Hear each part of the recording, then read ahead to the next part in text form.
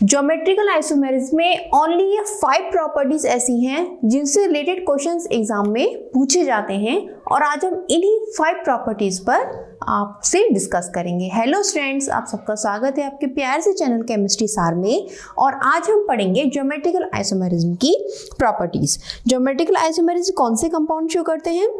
जिन compounds में क्या होता है, रेस्ट्रिक्टेड रोटेशन होता है। हमने आपको बताया था प्रीवियस वीडियो में ज्योमेट्रिकल कंपाउंड कौन कौन से कहलाते हैं जो ज्योमेट्रिकल आइसोमेरिज्म शो करेंगे, जिनमें रेस्ट्रिक्टेड रोटेशन होता हो। रेस्ट्रिक्टेड यानी कि पूरी तरह से नहीं घूम पाते हैं। ठीक है, रेस्ट्रिक्टेड रोटेशन कहाँ का होता है भाई? हमारा डबल बॉन्ड में होता है। साइक्लिक कंपाउंड्स जो होते हैं जैसे साइक्लोप्रोपेन, साइक्लोब्यूटेन, इनमें पाया जाता है। और हमारे ऑक्सिम्स हो गए और हमारे एजोबेंजीन हो गए। ठीक है, अब ये जो प्रॉपर्टीज शो कर रहे हैं, ये 5 प्रॉपर्टीज मेन होती हैं जिनको ये कंपाउंड शो करते हैं। पहली है स्टेबिलिटी, सिस एंड ट्रांस। भाई देखो, commonly geometrical isomerism cis and trans में देखी जाती है। ठीक है, सिस एंड ट्रांस टाइप हो गया, हमने टाइप भी बताए थे आपको। एक तो सिस एंड ट्रांस हो गया पहला टाइप। दूसरा टाइप ई जेड होती है। ठीक है, सेम हो तो जेड, अगर अपोजिट साइड हो तो ई। ठीक, और एक हमारा होता है सिन एंटी। ठीक, सबसे कॉमन हमारी क्या है? Cis trans. तो अब हम सिस ट्रांस के एग्जांपल्स के बेस पर आपको ये 5 प्रॉपर्टीज समझा देंगे। ठीक, चलिए इन प्रॉपर्टीज को हम अलग अलग समझते हैं, कैसे क्या क्या होता है।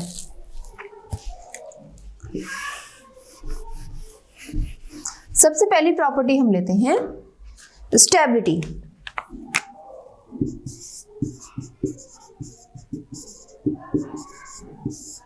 स्टेबिलिटी की बात करें, जैसे मान लिया मैंने एक एग्जांपल लिखा यहाँ पे,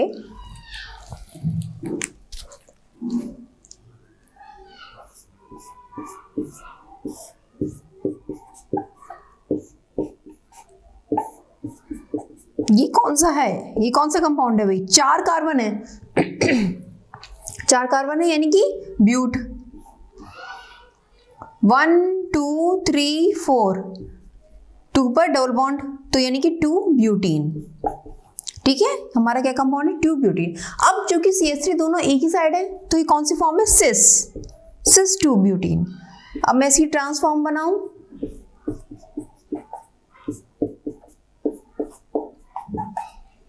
ये क्या है? Trans 2 butene. ठीक है, अब फर्क क्या है दोनों में? देखो, ध्यान से देखो, ये दोनों एक साइड है।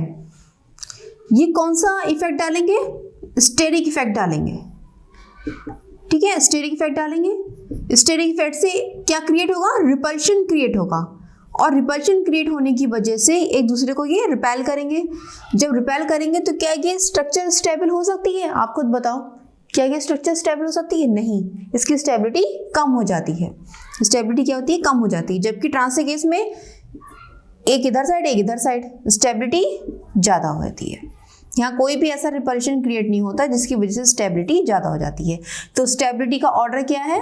सिस की स्टेबिलिटी कम होती है, ट्रांस की स्टेबिलिटी ज़्यादा होती है। इतना समझ में आया आपको? ये आप लिख लो।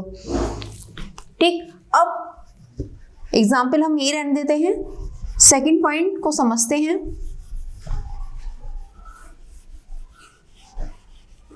जो बच्चे नोट नहीं कर पा रहे हैं वो फटाफट नोट करें, नहीं तो वीडियो पॉज कर सकते हैं आप। सेकंड हमारा होता है डाइपोल मोमेंट।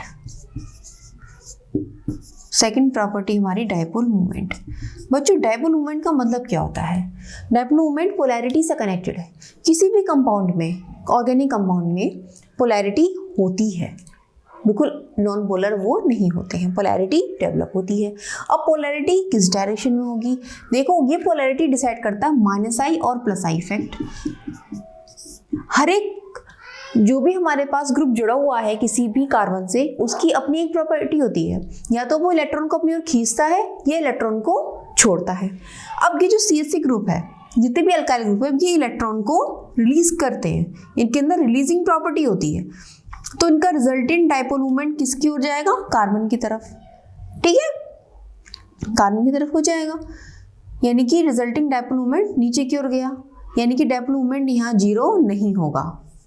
अब हम ट्रांस की बात करें, ट्रांस में क्या है? देखो, इसने क्या करा, रिजल्टिंग इधर, जितना इलेक्ट्रॉन ये डोनेट कर रहा है कार्बन को, यानी कि जितना इलेक्ट्रॉन शिफ्ट कर रहा है ये कार्बन की तरफ, उतना ही ये एल्काइल ग्रुप इस कार्बन की तरफ इलेक्ट्रॉन शिफ्ट कर रहा है, यानी कि रिजल्टिंग जो हमारा रिजल्टिंग होगा वो कितना हो जाएगा भाई, म्यू इज इक्वल टू 0 हो जाएगा, रिजल्टिंग 0 हो जाएगा, जिसकी वजह से ये कैसा हो जाएगा, डायपोल मोमेंट इसका 0। कहने का मतलब ये है कि डायपोल मोमेंट सिस का ज़्यादा होता है और ट्रांस का कम होता है। डायपोल मोमेंट सिस का कम है, सॉरी गलत बोल दिया मैंने, डायपोल मोमेंट सिस का ज़्यादा है, ट्रांस का कम होता है, शायद यही बोला था, लिखा गलत था, अब सही है, ठीक है, सिस का ज़्यादा होता है, ट्रांस का कम होता है। अब जरा हम एग्जाम्पल बदलते हैं, ठीक। अब आपने कहा मैम ये तो CS3 है, आप कोई ऐसा बताओ जो माइनस आई इफेक्ट शो करता हो। ठीक है भाई, अब हम कुछ ऐसा एग्जाम्पल लेते हैं, चलो पूरा ही मिटा लेते हैं, ऐसा एग्जाम्पल लेते हैं जो माइनस आई इफेक्ट शो करे। जैसे अब हमने यहाँ पे Cl एटम ले लिया है, भाई क्या लिया है, Cl एटम। बच्चों मैं इजी एग्जाम्पल इसलिए ले रही हूँ जिससे आपको समझ में आए, आपको कॉन्सेप्ट को समझना है, हार्ड एग्जाम्पल लेकर नई चीज समझ में आती ढंग से, ठीक है। अब देखो ये Cl क्या है, ये माइनस आई इफेक्ट शो करता है, ये इलेक्ट्रॉन खींचता है अपनी ओर, तो जब ये इलेक्ट्रॉन अपनी ओर खींचेगा तो रिजल्टिंग इसका डायपोल मोमेंट किधर को जाएगा, देखो ठीक है, रिजल्टिंग एफ अप चला गया, ठीक। अब इसकी बात करें, दैट इज सिस, यानी कि mu is not equal to 0, कुछ ना कुछ इसका डायपोल मोमेंट होगा। यहाँ पर रिजल्टिंग इधर, रिजल्टिंग इधर, रिजल्टिंग हमारा क्या आ गया, म्यू इज इक्वल टू 0, ठीक। यानी कि ट्रांस का डायपोल मोमेंट हमेशा सिस से कम होगा, इवन 0 हो जाएगा, बहुत केसेस में 0 हो जाएगा। कुछ केसेस ऐसे होते हैं कि 0 नहीं होता है, ठीक है ना, कुछ केसेस ऐसे होते हैं जहाँ 0 नहीं होता। वो कैसे होता है, देखो अभी मैं यहाँ पे क्या करूँ, सिस ट्रांस नहीं है यहाँ पे कंडीशन, यहाँ पे ये वाली कंडीशन आ रही है CH2 CH3 और यहाँ पे है CS3, ठीक। और यहाँ पर क्या आ गया हमारा, सही है, हमने यहाँ पे इसको ये दिखा दिया और यहाँ पे CH2 CH3, ठीक है। अभी क्या ये EZ कंडीशन है, ये EZ कंडीशन है, तो EZ कंडीशन में हम क्या कहेंगे, अब आप लगाओ हिसाब।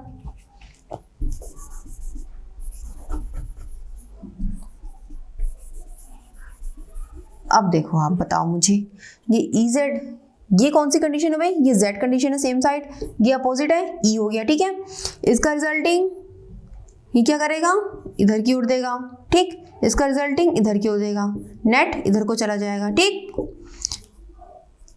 नेट इधर को चला जाएगा, समझ में आई बात। इसकी बात करें, ये रिजल्टिंग इधर की ओर देगा, ये रिजल्टिंग इधर की ओर देगा, लेकिन लेकिन लेकिन लेकिन लेकिन इसकी पोटेंशियल ज़्यादा होगी, इसके अंदर इलेक्ट्रॉन को छोड़ने की पोटेंसी इस एल्काइल ग्रुप से ज़्यादा होगी, क्योंकि इसमें 2 कार्बन है, इसमें 1 कार्बन है।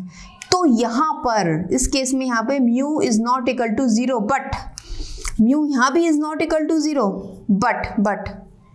बट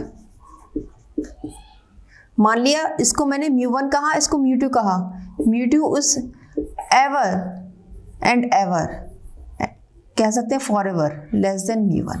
समझ में आया बात, इतनी बात समझ में आई। ट्रांस का इस केस में बच्चों की इंपॉर्टेंट हो गया, ये एग्जाम्पल इंपॉर्टेंट हो गया। क्यों इंपॉर्टेंट हो गया, बच्चों के दिमाग में ये बात बैठ जाती है कि ट्रांस का डायपोल मोमेंट 0 होता है, जबकि ये बात गलत है। अगर हम EZ वाली कंडीशन लें, हम सिस ट्रांस की बात ही नहीं कर रहे हैं यहाँ पे सिस ट्रांस नहीं चलेगा। जब EZ वाली कंडीशन आ जाए तब क्या होगा, तब रिजल्टिंग हमारा 0 नहीं होगा, रिजल्टिंग किधर को जाएगा, रिजल्टिंग जैसा हमारा ग्रुप जुड़ा होगा रिजल्टिंग उस टाइप से बिहेव करेगा, ठीक है। अगर हम यहाँ Cl लें, ठीक, Cl नहीं, हम यहाँ पे ज़्यादा पोटेंसी वाला ले लें, मान लिया हम यहाँ पे COOH ले लें, तो रिजल्टिंग बाहर की ओर जाएगा, लेकिन म्यू उसका जो है हमेशा सिस वाले, यानी कि हमारी जो सिस कह सकते हैं या Z कंडीशन कह सकते हैं, उससे हमेशा कम होगा। इतनी बात आपको क्लियर हुई, उससे हमेशा कम होगा, ठीक। ये तो हमारा सेकंड हो गया डायपोल मोमेंट। अब हम थर्ड प्रॉपर्टी लेते हैं, दैट इज बॉइलिंग पॉइंट।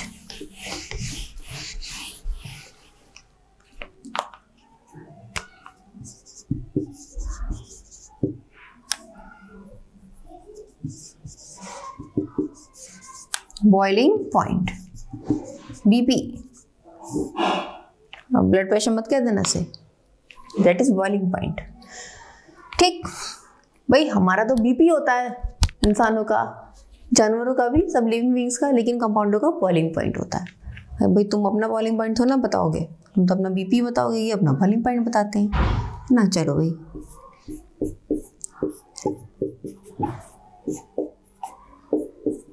आ जाते हैं हम अपनी ट्यूब्यूटिन पर। ये क्या है? सिस। और भाई साहब ये क्या है? ये हो गई ट्रांस। अब इसमें क्या चक्कर चलता है भैया? देखो, अब देखो, ये है सिस और ये है ट्रांस। डायपोल मूवमेंट किसका ज्यादा था? डायपोल मूवमेंट सिस का ज्यादा है, ट्रांस का कम है, या इवन जीरो है। तो क्या होगा? जब डायपोल मूवमेंट ज्यादा है, पोलैरिटी ज्यादा है, जब पोलैरिटी मॉलिक्यूल में ज्यादा होती है तो उसका बॉइलिंग पॉइंट बढ़ जाता है। ठीक है, boiling point is directly proportional to polarity. किसी कंपाउंड में अगर पोलैरिटी ज्यादा है तो उसका बॉइलिंग पॉइंट क्या होगा? बढ़ जाएगा। कहने का मतलब सिस का बॉइलिंग पॉइंट ज्यादा होता है ट्रांस से। क्यों ज्यादा होता है? क्योंकि सिस जो है पोलर मॉलिक्यूल होता है, ट्रांस नॉन पोलर होता है। ठीक है ना, ये अभी हमने पढ़ा ही पीछे डायपोल मूवमेंट में, तो यहाँ से ये बात क्लियर हो जाती है। ठीक है, बहुत ही ईजी है। अब नेक्स्ट है हमारा मेल्टिंग पॉइंट। नेक्स्ट हो गया हमारा मेल्टिंग पॉइंट। कौन सी प्रॉपर्टी है? फोर्थ है, मेल्टिंग पॉइंट। ठीक है, अब मेल्टिंग पॉइंट की बात करते हैं। ध्यान से देखो, स्ट्रक्चर को ध्यान से देखो, और एक बात बताओ मुझे, मेल्टिंग पॉइंट हम किसका निकालते हैं? सॉलिड का। बॉइलिंग पॉइंट किसका निकालते हैं हम? लिक्विड का। ये बात पता है सब बच्चों को, है ना। सॉलिड का हम मेल्टिंग पॉइंट निकालते हैं। जैसे मान ले बर्फ है हमारी, बर्फ फ्रिज में रखी हुई है, सॉलिड स्टेट में है वो, और हमने उसको बाहर रख दिया निकाल के फ्रिज में से, तो क्या होगी? धीरे धीरे वो मेल्ट होगी।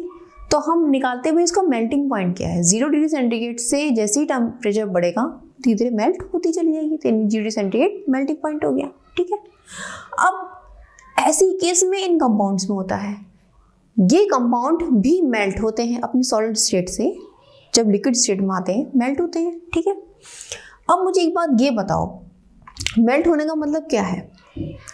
मेल्ट होने का मतलब क्या है? स्टेट का बदलना, स्टेट का बदलना। ठीक, बदलाव कौन पसंद करेगा? बदलाव कौन पसंद करेगा? जो अपनी वर्तमान स्थिति में स्टेबल ना हो, वही तो बदलाव पसंद करेगा। जैसे मान लिया आप अपने कंफर्ट जोन में बैठे हुए हो, कंफर्ट जोन यानी कि आराम से बैठ के अपना मोबाइल चला रहे हो। मुझे पता है ज़्यादातर बच्चों को, 95% बच्चों का कंफर्ट जोन मोबाइल होता है। मोबाइल में बैठ के अपनी रीलें देख रहे हो, अपनी खुद पोस्टें देख रहे हो, मजे कर रहे हो, मूवी देख रहे हो, कंफर्ट जोन है। मैं तुमसे अभी यही कहूँ कि तुम्हारा भी 1 घंटे बाद टेस्ट होने वाला है और तुम पूरी एसएमएस में याद करो, ऐसा लगेगा पहाड़ टूट गया सर पे। होगा नहीं होगा? बिल्कुल जस्ट यही हाल इनका है। इनका क्या हाल है? इनका ये हाल है कि जो ट्रांस है ना, ये बहुत स्टेबल है। ये क्या है? बहुत ज़्यादा स्टेबल है और बहुत ज़्यादा सिमेट्रिकल है। सिमेट्री आ गई इसके अंदर। ये चाहेगा मेरी सिमेट्री टूटे? बताओ, ये चाहेगा कि कोई मुझे तोड़े और सिमेट्री टूटे? ये नहीं चाहता ऐसा। इसलिए इसका मेल्टिंग पॉइंट सबसे ज़्यादा हो जाता है, ट्रांस का मेल्टिंग पॉइंट सबसे ज़्यादा हो जाता है। ये तो थी हमारी सिंपल भाषा में। अब मैं आपको केमिस्ट्री की भाषा में बताती हूँ। होता क्या है, जो ट्रांस मॉलिक्यूल होता है उसकी पैकिंग एफिशिएंसी सबसे ज़्यादा होती है। पैकिंग एफिशिएंसी का मतलब बहुत ही एफिशिएंट तरीके से ये पैक्ड होता है। जैसे हमने सॉलिड स्टेट में आपने अगर पढ़ा हो कि देखो ये पैक्ड नहीं लग रहा, बहुत स्टेबल लग रहा है। जो बंदा स्टेबल है उसकी पैकिंग एफिशिएंसी, यानी कि जैसे मान लीजिए सॉलिड स्टेट है, मॉलिक्यूल ऐसे ऐसे ऐसे, ये बताओ क्या इस मॉलिक्यूल की पैकिंग एफिशिएंसी अच्छी नहीं होगी? हैं, बताओ, होगी नहीं होगी? कितना अच्छे से पैक है। और यहाँ पर क्या स्थिति है भाई? यहाँ पर ये स्थिति है, एक ही साइड में सारे के सारे एक तरफ मुंह है। अब बताओ यहाँ पे कितना खालीपन है और वहाँ कितना अच्छी तरह से पैक्ड है। ठीक है ना, समझ में आई बात? तो ये ज़्यादा स्टेबल है, तो तो ये गलना ही नहीं चाहेगा, ये पिघलना ही नहीं चाहेगा, इसलिए इसकी ट्रांस का मेल्टिंग पॉइंट सबसे ज़्यादा हो जाता है। मेल्टिंग पॉइंट का क्या है हमारा हिसाब किताब, ट्रांस का मेल्टिंग पॉइंट ज़्यादा होता है सिस से। ये बात समझ में आई बच्चों? क्यों? क्योंकि ट्रांस की पैकिंग एफिशिएंसी ज़्यादा होती है, सिस की पैकिंग एफिशिएंसी इसकी कम होती है, और ट्रांस की हमारी पैकिंग एफिशिएंसी ज़्यादा होती है। ठीक है, कह सकते हैं एक तरह से पैकिंग एफिशिएंसी का मतलब लैटिस एनर्जी। ठीक है, लैटिस यानी कि सॉलिड जितने होते हैं उनका लैटिस होता है, जिससे कि वो मिलकर बने होते हैं। सिस के केस में कम होती है लैटिस एनर्जी और ट्रांस के केस में ज़्यादा होती है, जिसकी वजह से इसका मेल्टिंग पॉइंट ज़्यादा हो जाता है। इंपॉर्टेंट पॉइंट है ये। ठीक है, इसको आप नोट कर लीजिए। बात समझ में आ गई? क्लियर बात? ठीक है, अब हमारी लास्ट प्रॉपर्टी आती है, डेट इज सॉलिबिलिटी। वो भी बिल्कुल कुछ इसी तरह से है। मैंने अभी आपसे क्या बताया था, ट्रांस बहुत ज़्यादा स्टेबल है, सिमेट्रिकल है, बहुत ही कंफर्ट जोन में है। बिल्कुल उस तरह से मान लो जैसे तुम बैठे मूवी देख रहे हो, अपना मोबाइल चला रहे हो, अपने मन का देख रहे हो। मन का क्या? जैसे तुमने कार्टून देख लिए, ठीक, तुमने रीलें देख ली, डेट इज मन का। बिल्कुल जस्ट इसी तरह से ट्रांस है, बिल्कुल स्टेबल कंडीशन है, सिमेट्रिकल है। तो क्या वो चाहेगा कि मेरी कंपनी में कोई और आके घुले? वो किसी और के साथ घुलना मिलना चाहेगा? बिल्कुल इस तरह से मान लो, जैसे मान लिया आपकी जो है 4 दोस्त हैं और आप चारों की बहुत अच्छी जमती है, बहुत अच्छी जमती है। ठीक है, चारों मिलकर खूब बढ़िया खेलते हो, अपना कैरम बोर्ड और लूडो पूडो जो भी तुम खेलना हो, बास्केटबॉल, ये सब बहुत बढ़िया तरीके से खेलते हो। क्या तुम चाहोगे कोई और तुम्हारे कंपनी में आए? भाई अपना अच्छा चल रहा है मामला, हमें क्या जरूरत है। लेकिन अगर किसी का कोई अच्छा दोस्त नहीं है, ठीक है, वो अकेला रहता है या उसकी अपने दोस्त से लड़ाई होगी, तो वो जरूर चाहेगा कि मुझे एक अच्छा फ्रेंड मिल जाए। ठीक है, वो जरूर चाहेगा मुझे एक अच्छा फ्रेंड मिल जाए जिसके साथ बैठ के मैं अपनी पढ़ाई कर सकूं या अपनी 2-4 बातें कर लें। ठीक, बिल्कुल यही कंडीशन यहाँ होती है। ट्रांस का क्या हिसाब किताब, वो बहुत स्टेबल है, उसकी स्टेबिलिटी ज़्यादा है। जब स्टेबिलिटी ज़्यादा है, ट्रांस की स्टेबिलिटी ज़्यादा है, तो उसकी सॉलिबिलिटी भी कम है। और सिस के केस में वो स्टेबल कम है, जिसकी वजह से उसकी सॉलिबिलिटी बढ़ जाती है। बात समझ में आ गई है? ठीक है, अब कोई सा भी उठा लो एग्जाम्पल, ट्यूबिटीन है हमारा या कुछ भी है हमारा एग्जाम्पल, कोई भी हो। ट्रांस के केस में क्या होगा, सॉलिबिलिटी कम हो जाएगी, क्योंकि वो क्या है, स्टेबल ज़्यादा है, उसके अंदर सिमेट्री है, सिमेट्रीनेस उसकी ज़्यादा है, जबकि सिस के केस में सिमेट्री कम है, इसलिए उसकी सॉलिबिलिटी बढ़ जाएगी। आई बात समझ में? तो ये 5 आपकी प्रॉपर्टीज़ हैं। ठीक है, सिस और ट्रांस हो या इजेड हो, कोई सा भी कॉम्बिनेशन हो, ये ज्योमेट्रिकल आइसोमेरिज्म में जितने भी हमारे ज्योमेट्रिकल कंपाउंड हैं जो ये आइसोमेरिज्म शो करते हैं, उनमें मेनली ये 5 प्रॉपर्टीज पाई जाती हैं। ठीक है, एनसीईआरटी एग्जाम में क्वेश्चंस पूछे जाते हैं। तो बच्चा आज आपका ज्योमेट्रिकल आइसोमेरिज्म कंप्लीट हो गया। अब हम इसके वो क्वेश्चन पढ़ेंगे जो प्रीवियस ईयर्स में आए हुए हैं, हमारे आईआईटी नीट में आए हुए क्वेश्चंस हैं, उनको हम नेक्स्ट टर्न में न्यू वीडियो में आपके साथ मैं डिस्कस करूंगी। ठीक है, तब तक आप पढ़ते रहिए, खुद से भी क्वेश्चन ट्राई करिए। नेक्स्ट वीडियो में मिलते हैं। कोई भी आपको कन्फ्यूजन है, कुछ भी आप मुझे कमेंट सेक्शन में बता सकते हैं, पूछ सकते हैं। ठीक है, तो नेक्स्ट वीडियो में मिलते हैं, तब तक आप पढ़ते रहिए। All the best.